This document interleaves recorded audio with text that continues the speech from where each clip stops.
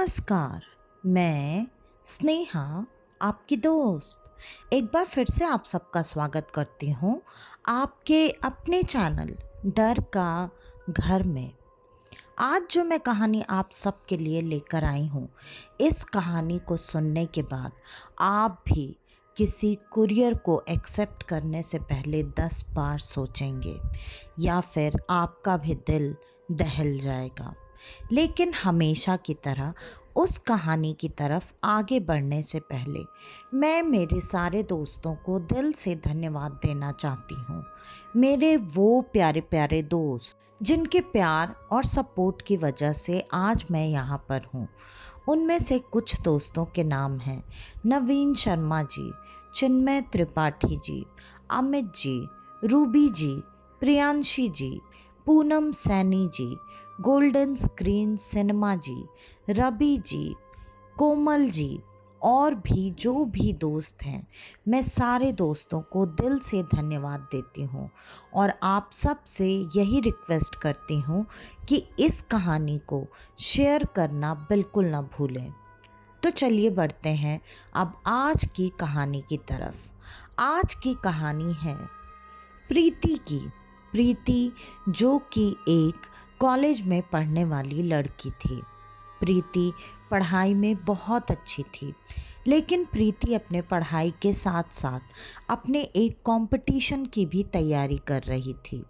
प्रीति पहले अपने दोस्तों के साथ पीजी में रहा करती थी, लेकिन जब से प्रीति ने अपनी पढ़ाई के साथ साथ अपने कंपटीशन के एग्ज़ाम की तैयारी भी शुरू की थी, प्रीति को ज़्यादा से ज़्यादा वक्त पढ़ाई में देना पड़ता था, जिसकी वजह से उसे अब पीजी में रहने में काफ़ी तकलीफ़ हो रही थी। तब प्रीति ने अपने माता पिता से बात करके ये तय किया कि वो अब एक सिंगल रूम लेकर अकेली ही रहेगी और अपनी पढ़ाई और कंपटीशन दोनों की तैयारी साथ साथ मन लगाकर करेगी। अब प्रीति ने अपने लिए एक रूम ढूंढना शुरू किया। प्रीति को रूम ढूंढने में ज़्यादा तकलीफ इस वजह से हो रही थी कि उसे वो रूम अपने कॉलेज के आसपास के एरिया में ही चाहिए था। प्रीति को लगभग एक हफ्ता निकल चुका था, लेकिन उसे कोई भी सुटेबल रूम मिल ही नहीं रहा था। तब प्रीति ने एक ब्रोकर का सहारा लिया और ब्रोकर की मदद से 2 दिनों में ही उसे उसका मनचाहा रूम मिल गया। वो 1 BHK था। प्रीति 1 BHK तो लेना नहीं चाहती थी, क्योंकि वो उसके लिए बहुत बड़ी जगह हो जाती एक अकेली लड़की के लिए। लेकिन कोई ऑप्शन नहीं होते हुए और उस जगह का किराया भी काफ़ी कम होने की वजह से प्रीति वो रूम लेने को तैयार हो गई। और प्रीति ज़्यादा दिन वेस्ट भी नहीं करना चाहती थी, जिसकी वजह से प्रीति वो रूम ले लेती है। और रूम लेने के बाद प्रीति उस रूम में जल्दी ही शिफ्ट भी कर जाती है। शिफ्ट होने के बाद प्रीति मन लगाकर अपनी पढ़ाई कर रही थी और एक दिन अचानक उसके दरवाजे की घंटी बजती है। प्रीति दरवाज़ा खोलने के लिए बाहर गई, ये सोचकर कि उसने जो खाना मंगवाया था शायद वो खाना आ चुका होगा। प्रीति ने दरवाज़ा खोला। दरवाज़ा खोलते ही सामने डिलीवरी बॉय ही खड़ा था, लेकिन वो खाना लेकर नहीं आया था। वो कोई पार्सल लेकर आया था और उस पार्सल को प्रीति ने ये कहकर इनकार किया कि प्रीति ने कुछ भी ऑर्डर नहीं किया था, तो प्रीति को कुछ भी नहीं चाहिए। लेकिन वो पार्सल वाला इसी ज़बरदस्ती में लगा हुआ था कि ये इसी एड्रेस का कुरियर है, तो मैं इसे वापस लेकर नहीं जाऊंगा। आखिरकार काफ़ी लंबी चौड़ी बहस के बाद प्रीति ने वो पार्सल अपने पास रख लिया, ये सोचकर कि वो ओनर से बात करने के बाद वो पार्सल ओनर को ही दे देगी। शायद वो पार्सल यहाँ उससे पहले जो लोग रहते होंगे उन लोगों का होगा और प्रीति अपनी पढ़ाई में मशरूफ हो गई। थोड़ी देर बाद प्रीति का खाना आया।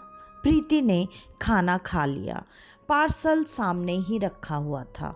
प्रीति बार बार उसी पार्सल को देख रही थी। आखिरकार प्रीति ने ये तय किया कि वो अभी ही अपने ओनर से जाकर बात करेगी। ओनर भी उसी के फ्लैट के ऊपर वाले फ्लैट में रहा करते थे। प्रीति तुरंत पहुंची। उसने दरवाजे की घंटी बजाई। अंदर से आंटी जी दरवाज़ा खोलने के लिए बाहर आई।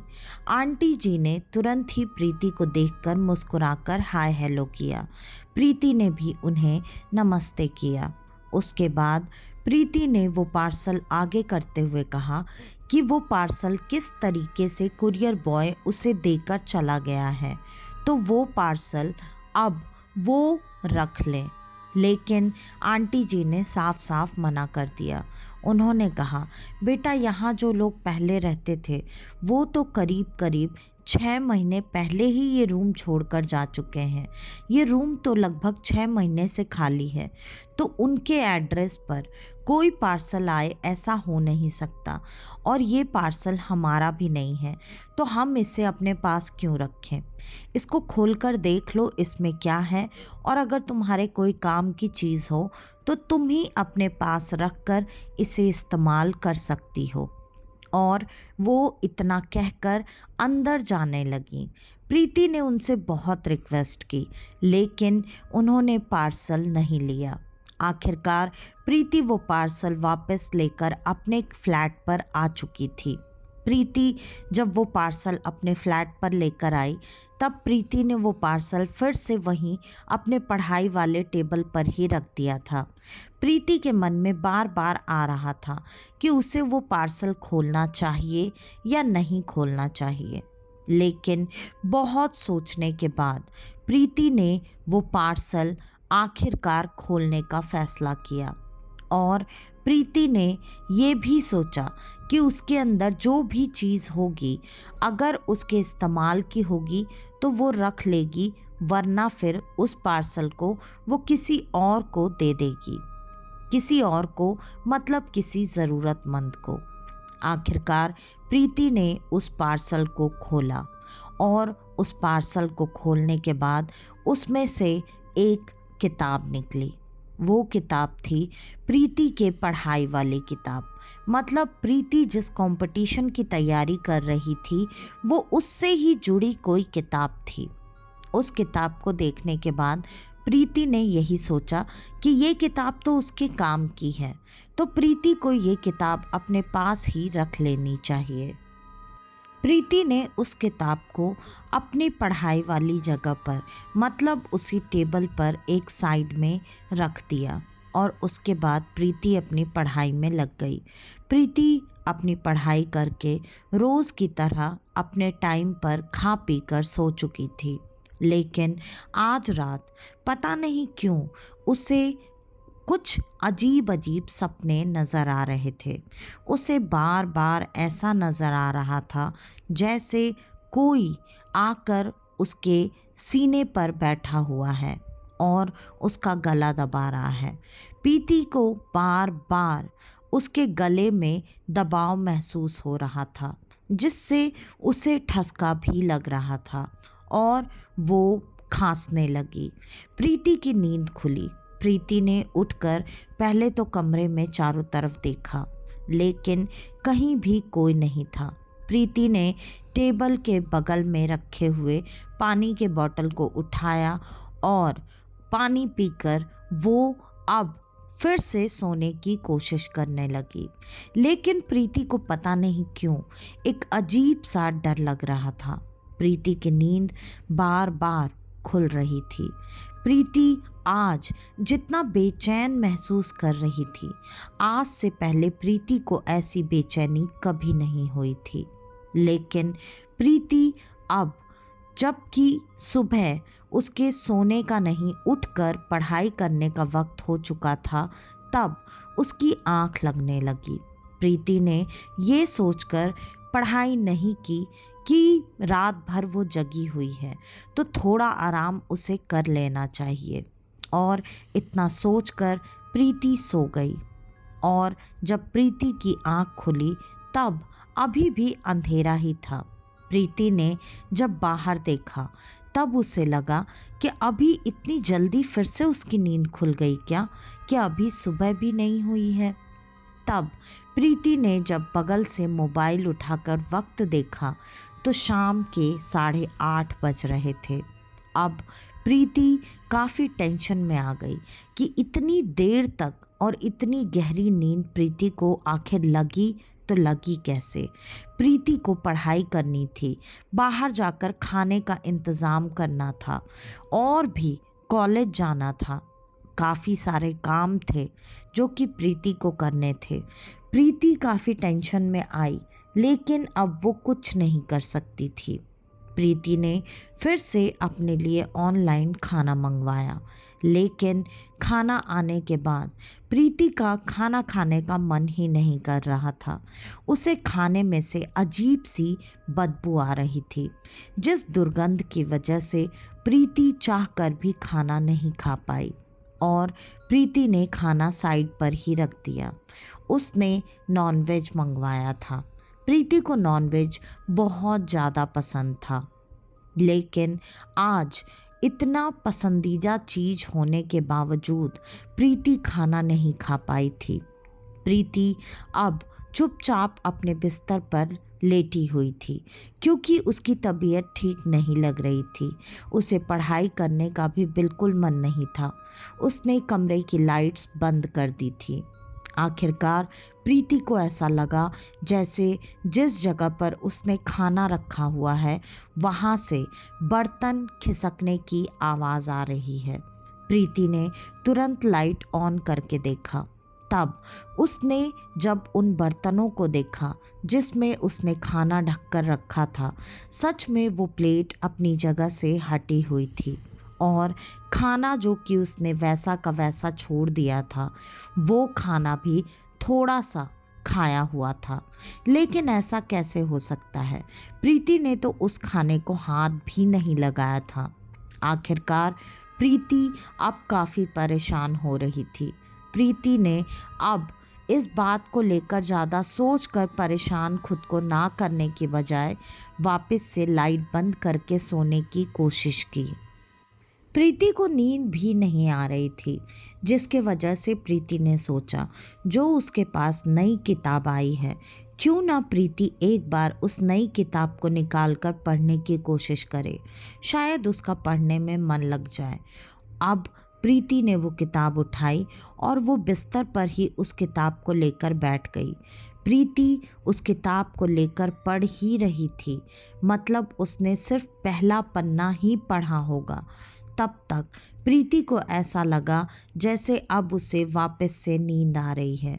प्रीति धीरे धीरे अपने उस किताब को लेकर बिस्तर में खिसकती और फिर खिसकते खिसकते बिस्तर में लेट गई, जैसा कि हम सब भी करते हैं। प्रीति अब उस किताब को अपने बाहों में पकड़कर सोने की कोशिश करने लगी। धीरे धीरे प्रीति की आंख लग गई और प्रीति को फिर से वही आवाज सुनाई देने लगी। प्रीति ने जब आंखें खोलकर देखा तब जहां बर्तन रखा हुआ था वहां प्रीति को ऐसा लगा जैसे कोई साया जो कि जानवर का हो, वो उस बर्तन के पास उसी बर्तन में मुंह डालकर खाना खाता हुआ दिखाई दिया। प्रीति ने डर कर तुरंत अपने बिस्तर के बगल वाली लैंप को ऑन किया। प्रीति ने जैसे ही लैंप ऑन किया वो साया तुरंत उसकी आंखों से ओझल हो गया, लेकिन प्रीति ने उसकी एक झलक रोशनी में भी देखी थी। अब प्रीति को साफ साफ पता था ये उसका वहम नहीं था। प्रीति ने सच में कुछ देखा था, लेकिन प्रीति अब ये बात बताए तो बताए किसे। तब तक अचानक प्रीति का फोन बजा। प्रीति के पापा का फोन आया था। प्रीति ने अपने पापा से बात की और ये भी बताया कि आज उसकी तबीयत थोड़ी ठीक नहीं है, जिसकी वजह से वो कहीं बाहर नहीं गई, वो घर पर ही आराम कर रही है।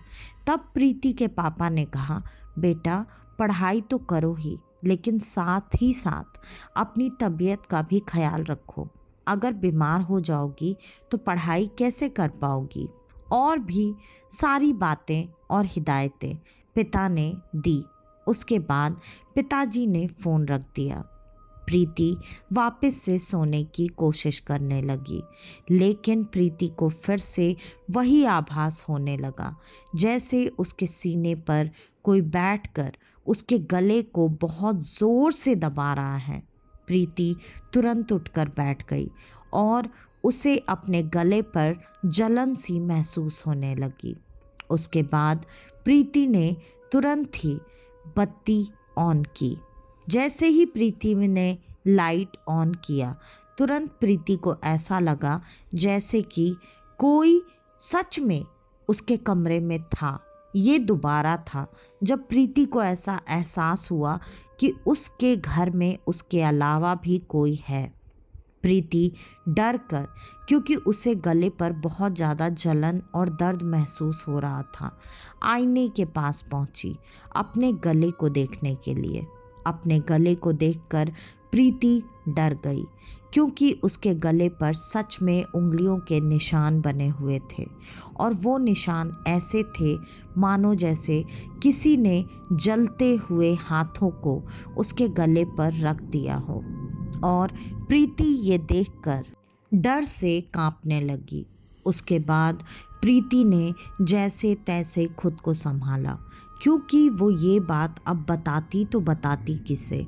प्रीति ने वापस से सोने की कोशिश करना शुरू किया, लेकिन प्रीति रात भर यही महसूस करती रही कि कोई उसके आसपास है, जिस डर के वजह से कभी वो चादर के अंदर अपना मुंह छुपाती और कभी चादर के कोने से झांक कर बाहर कमरे में बार बार चारों तरफ देखती।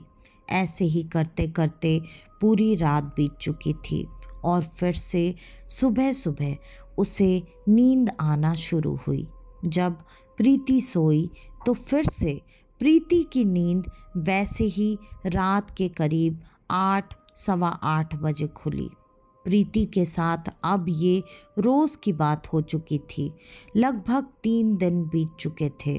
प्रीति की हालत अब ऐसी हो चुकी थी मानो जैसे प्रीति महीनों से बीमार हो। प्रीति के आंखों के नीचे काले गड्ढे आ चुके थे। प्रीति ना खाना खा पा रही थी, ना ही सो पा रही थी। प्रीति की हालत इतने कम दिनों में इतनी बदतर हो चुकी थी जैसे प्रीति के शरीर का सारा खून किसी ने चूस लिया हो।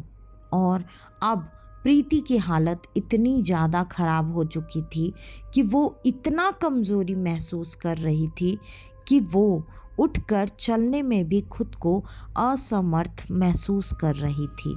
आखिरकार प्रीति ने इस बात के लिए अब अपने पिता को सब कुछ बताना ही ज़रूरी समझा। उसके बाद प्रीति ने अपने पिता को फ़ोन करके सारी बातें बता दी। पिता ने बिल्कुल देरी नहीं की। वो तुरंत आए और प्रीति को देखकर वो डर गए। प्रीति की हालत ऐसी हो चुकी थी मानो जैसे महीनों से लड़की ने न कुछ खाया न कुछ पिया। दूसरा, उसके शरीर का पूरा खून मानो किसी ने चूस कर सुखा दिया हो। प्रीति को ऐसे देखकर पिता के आंखों में आंसू आ गए। उन्होंने प्रीति से तुरंत कहा, बेटा तुम्हारी हालत अगर इतनी खराब थी तो तुम्हें पहले ही बताना चाहिए था। और पिता ने बिल्कुल देरी नहीं की। वो सबसे पहले प्रीति को तुरंत घर लेकर आ गए।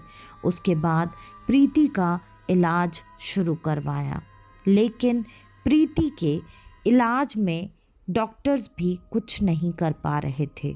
प्रीति को हॉस्पिटलाइज कर लिया गया था और प्रीति धीरे धीरे ठीक होने के बजाय और बद से बदतर होती जा रही थी।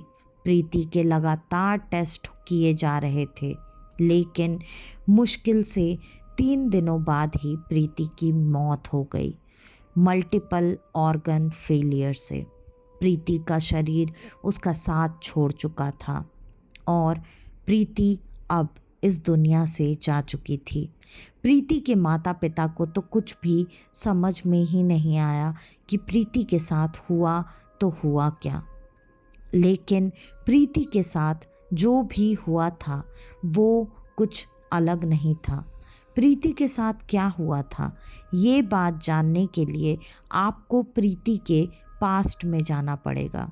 प्रीति पहले जिस रूम में रहा करती थी, उस रूम में उसकी एक अच्छी सहेली थी, लेकिन वो सहेली भी उसी कंपटीशन की तैयारी काफ़ी सालों से कर रही थी और प्रीति पढ़ने में बहुत अच्छी थी। पहले प्रीति अपनी दोस्त को उसके पढ़ाई में मदद किया करती थी और प्रीति जब तक उसकी मदद करती थी उसको नंबर्स भी अच्छे आ जाते थे, लेकिन इंटरव्यू वो कभी भी खुद से क्लियर नहीं कर पाई, जिसके वजह से वो कंपटीशन वो कभी भी क्लियर नहीं कर पाई। लेकिन प्रीति अपनी सहेली को पढ़ाते पढ़ाते, उसकी मदद करते करते प्रीति के अंदर ये जज्बा आया कि वो खुद ही क्यों ना इस कंपटीशन की तैयारी करे। और प्रीति जो कि उन किताबों से अच्छी तरह से अब वाकिफ हो चुकी थी, प्रीति ने ये तय किया। उसकी दोस्त ने उसे कई बार समझाकर रोकने की कोशिश की कि वो इस कंपटीशन की तैयारी ना करे, क्योंकि उस सहेली के माता पिता पहले ही प्रीति को ज़्यादा पसंद करते थे, क्योंकि प्रीति अपने पढ़ाई में बहुत अच्छी थी।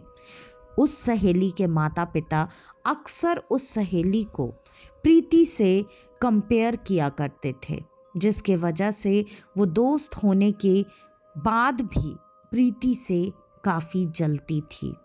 और अब जबकि प्रीति ने इस कंपटीशन की तैयारी को शुरू किया था, प्रीति के बारे में वो ये बिल्कुल नहीं चाहती थी कि प्रीति इस कंपटीशन की तैयारी करके इस कंपटीशन को क्लियर कर ले, क्योंकि वो ये बात बहुत अच्छे से जानती थी कि अगर प्रीति ने इस कंपटीशन की तैयारी खुद की तो वो इस कंपटीशन को एक ही बार में क्लियर कर लेगी, वो भी बड़े आसानी से।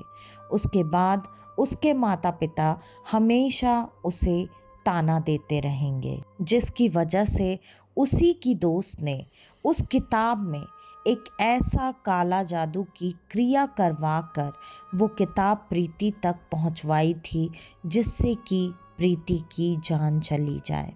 और ऐसा ही हुआ, प्रीति ने अपनी जान गंवा दी थी। तो आज की ये कहानी यहीं पर ख़त्म होती है। आपको हमारी आज की ये कहानी कैसी लगी हमें कमेंट करके ज़रूर बताइएगा।